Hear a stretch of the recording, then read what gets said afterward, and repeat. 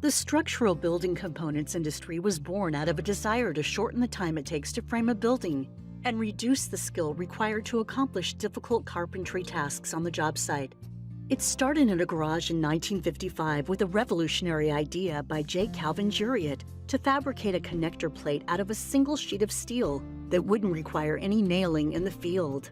This gang nail plate concept took off quickly, and within 5 years, multiple manufacturers banded together to create the Truss Plate Institute to begin developing fabrication and use standards for the fledgling industry. The number of connector plate manufacturers grew quickly, as did the number of component manufacturers across the country. In 1961, TPI formed the Component Manufacturers Council to give connector plate customers a formal feedback loop. The CMC's first president was Jack Litfin, an early pioneer located in the Midwest who was outspoken about the need for CMs to have a voice in the direction of the industry.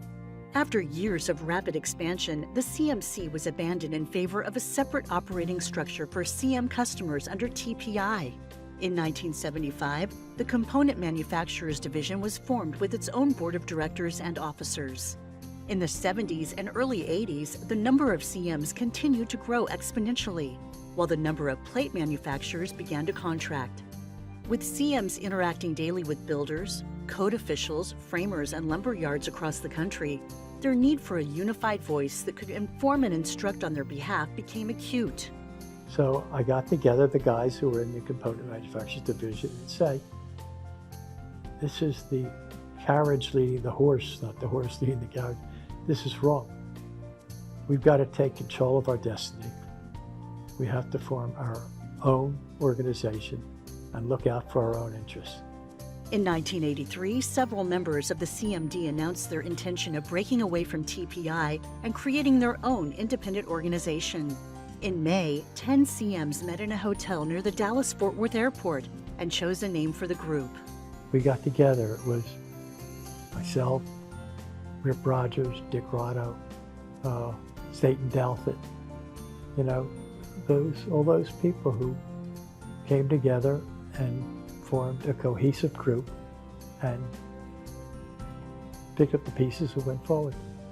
Several names for the organization were suggested, everything from Truss Manufacturers Association to Structural Wood Components Association. In the end, the 10 CMs in attendance chose the Wood Truss Council of America, and the WTCA was born. At that time, they were held at Chicago because we were connected with Smith Buckland. Smith Buckland had an office in an office building in Chicago right next to the John Hancock building. And we would meet in that office building. And we would have our meetings, and usually they'd last a couple of days, and they were held quarterly. One of the biggest challenges for the young WTCA was financial security.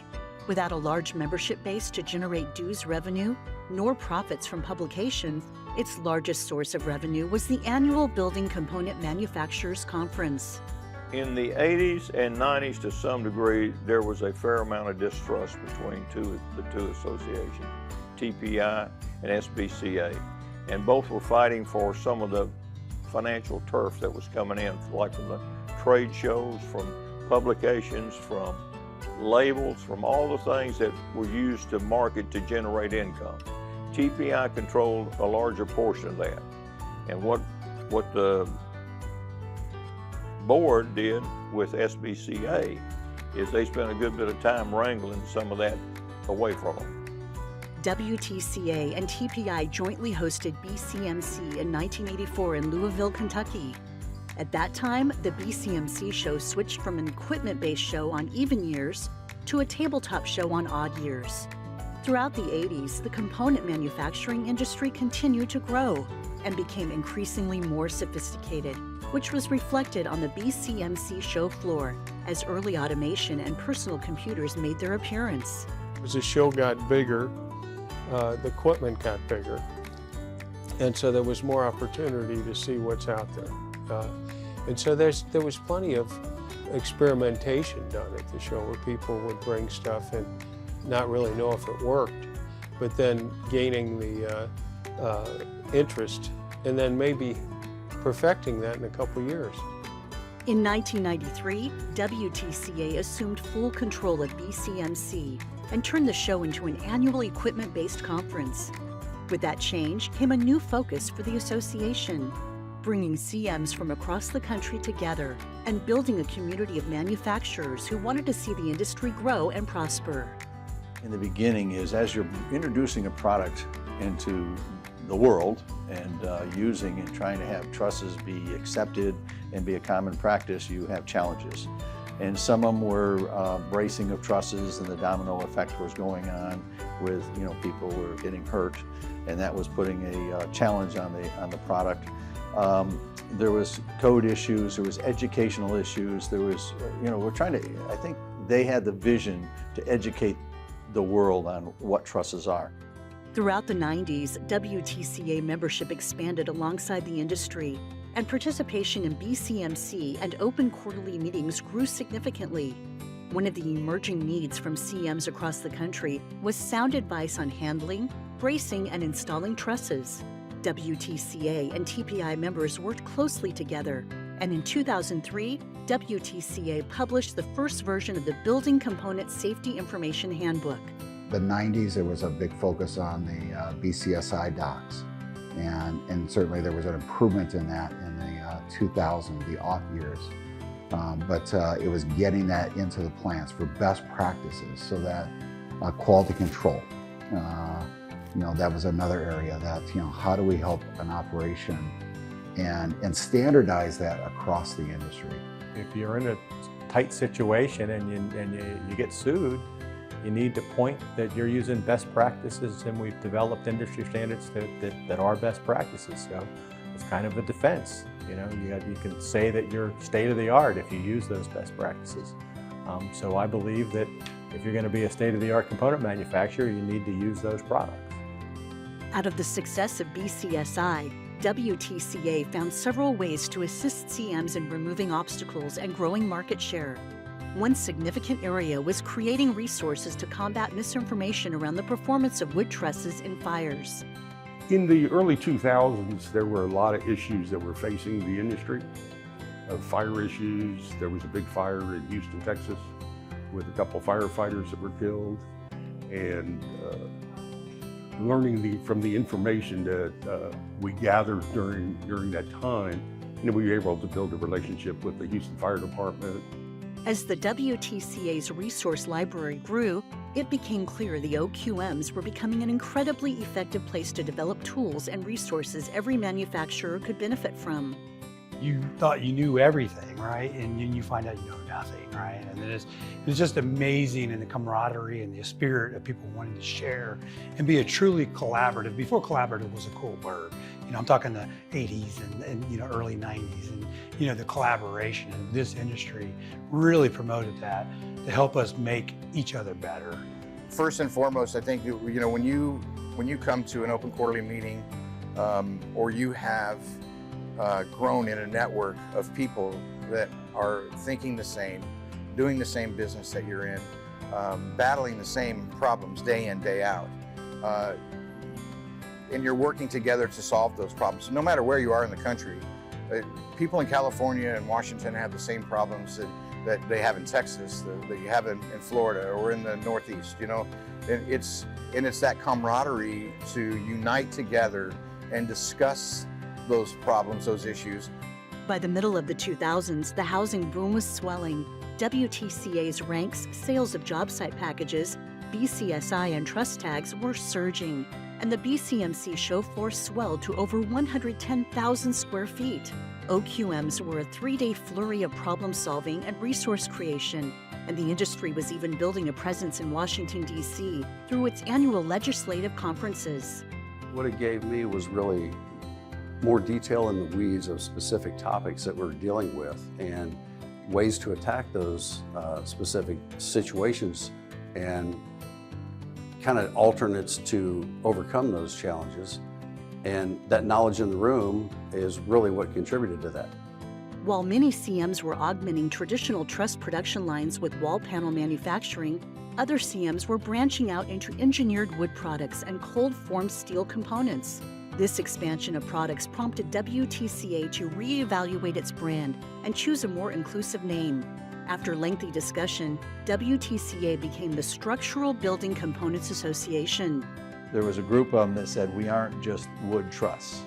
It's time to look at structural building components. And that's where it all came from. And then one of our first meetings, and I think it was in Dallas, we all flew in, all the past presidents, and we threw that hockey puck around for quite a while. It went from that generation of the 80s and 90s, like, oh my gosh, we're the only guys with a computer, to they're like, hey, wait a minute, we have a lot to offer to the entire industry and what's going on. So it's better for us to change it into Structural Building Component Association from the Wood Truss Council of America. And that change was just like, hey, we're all structural components in the house, and there's so much more than we do than just plate trusses. And I think that's was a kind of opened us up to where we even expand it more today. Probably change the name again. But then the housing bubble burst and the U.S. entered into the Great Recession. Over the next 5 years, several SBCA members closed their doors or sold their businesses. It took both good business acumen and a bit of good fortune to weather the prolonged storm. Those who emerged from it were much stronger for it, and SBCA played an important role through the journey. I think all of us going through that, the survivors, we lost about 50% of the industry. And I think the survivors learned through that how to be more successful and how to maximize profits and how to maximize your success. It was a great training tool. That old adage that if it doesn't kill you, it makes you stronger was certainly ringing true. I think the thing that helped a lot of us get through it was our being able to get together and talk about what are you doing, what are we doing, just comparing budget notes and how do you budget for next year and how do you plan, and there was a steep decline, and then actually in 2012, like you said, going into 13, it started getting a pretty quick incline, and so we went from having too many people, how do we adjust, to not enough people, and how do we adjust and making that comeback.